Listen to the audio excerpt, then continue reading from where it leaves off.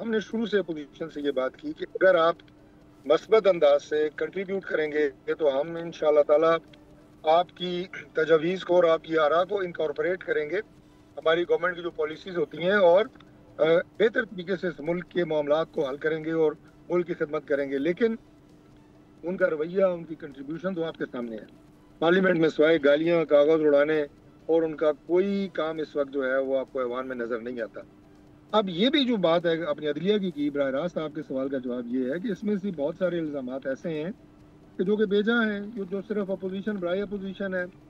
तीसरी बात ये है जी कि ये जो जजेस की सीनियरिटी और ये सारा मामला है, ये मामला पॉलिटिकल मैटर नहीं है, ये एक टेक्निकल मैटर है और इसका फैसला भी खुद अदलिया ने करना होता है। कि आपको पता है कि जो सुप्रीम मुझे मेरे हाई कोर्ट्स के अंदर डॉक्टर साहब इतने सारे पॉलिटिकल केसेस हो एक सियासी जमात के, उनके लिए तो पॉलिटिकल मसला होगा ना। इस खदशे का इजहार तो पहले भी करते आई है पीटीआई। नहीं, मैं ये अर्ज कर रहा हूँ कि जो जजेस की अपॉइंटमेंट का मामला है वो एक टेक्निकल मैटर है, वो कोई पॉलिटिकल मैटर नहीं है।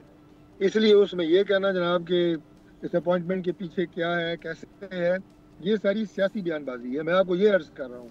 बाकी ये जो इल्ज़ामात होते हैं ये तो हमेशा आपको पता है लगते रहते हैं, हर इलेक्शन के ऊपर लगे हैं। एस्टेब्लिशमेंट के रोल के ऊपर जो है वो पीटीआई आज बातें कर रही है। जनरल बाजवा के दौर में उनके अपने साथ जो 1 पेज वाली कहानी वो खुद बयान करते होते थे, वो हम तो नहीं करते, वो खुद अपने मुंह से कहते होते थे। तो लिहाजा ये वो सारी चीज़ें हैं। आप ये कहें कि पुराने ही इल्ज़ामात हैं, चेहरे नए, कोई ऐसी बात नहीं है कि जो कि आप ये कहें कि कानों ने पहले ना सुनी हो। ये सारी बातें जो हैं ये चलती रहती हैं, लेकिन मुल्क ने आगे बढ़ना होता है, सिस्टम ने आगे चलना होता है। सब्सक्राइब करें और बेल दबाएं ताकि कोई खबर रह न जाए।